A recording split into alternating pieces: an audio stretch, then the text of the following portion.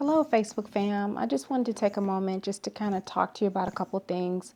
One of those things is I see that so many people have setbacks and disappointments that really can affect them and affect their everyday life. And one of the things that I wanted to bring up in Genesis chapter 39 and 37, there was Joseph, who was a servant of the Lord, who was betrayed by his brethren.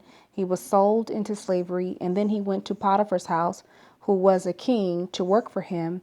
And if you read the story, Genesis 37, Potiphar's wife lies on Joseph, and she begins to fabricate a story that Joseph has tried to sexually rape her, seduce her, etc. This is a story of a righteous person who is striving for excellence in God, and they are lied on, talked about, abused, and used. And sometimes in life, we feel that we've been dealt a bad hand, or we feel like God has totally forsaken us or forgotten us.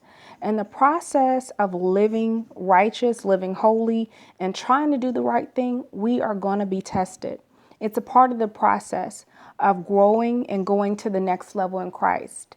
And in the story, the fundamental principle is to not to lose your faith in Christ. Because if you have a relationship with somebody and you have a walk with God, that walk with God is going to be tested.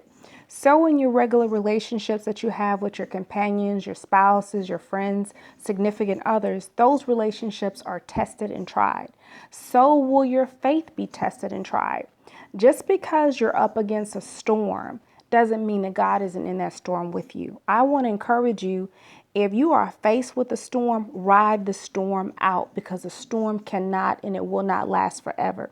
The story of Joseph, it has many lessons that sometimes the people that are supposed to be there are not there. The people that are supposed to be loyal, they're not loyal. The people that are supposed to be faithful, they're not faithful. So putting your trust and your faith and your hope in the wrong thing can ultimately cause you to lose balance, lose focus, and also lose your alignment with Christ. So one of the things that's important in life, I don't care where you are in life, what your status is, whether you're single, married, divorced, widow, have a firm foundation with Christ. Have a strong relationship with the Lord, because ultimately your relationships that you have with other people, you're going to be tested and tried. And some people go into depression. Some people commit suicide. Some people go into illicit sex, drugs. They get into all these different things. And it's only to camouflage the pain of not having somebody there that should have been there.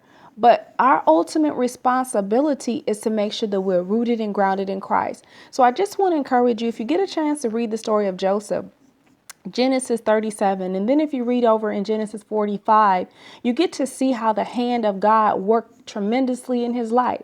The hand of God is still at work in your life. I don't care what you're faced with. I counsel people all the time, and you just feel like it's the end of the world because you're really in a storm and things are really looking bad for you. But just know that God has a plan for your pain. God is not against you. God is not intending to destroy you. If you're going through a divorce, guess what? Divorce cannot kill you.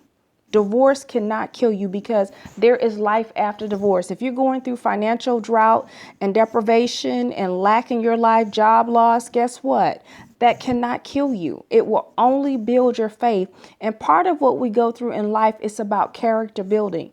And if you never go through anything, how can you have a testimony to say that the Lord is capable and able? God specializes in difficult situations. He really does. He specializes in blessing his people. Until next time, love you much.